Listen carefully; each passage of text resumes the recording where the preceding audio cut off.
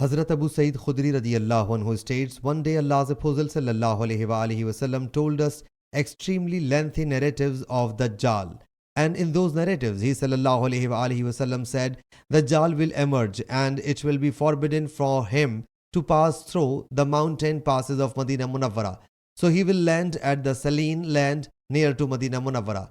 Then one day the best or one of the best men of that time will come up to him and say, I testify that you are the same Dajjal about whom Allah's Apostle sallallahu alaihi wasallam told us. Dajjal will say, tell me whether you will harbor any doubt about me if I make this man alive after killing him. The people will say no. The reporter says, he will bring that man back to life after slaying him. On regaining life, he will say, by Allah Jalla Jalaluhu, I have never got as much insight about you as I have got now. The reporter says, then Dajjal will intend to assassinate him, but will not be able to overpower him. Abu Ishaq said that it was said that man will be Hazrat Khidr alayhi salam. Sahih Muslim Hadees number 7301.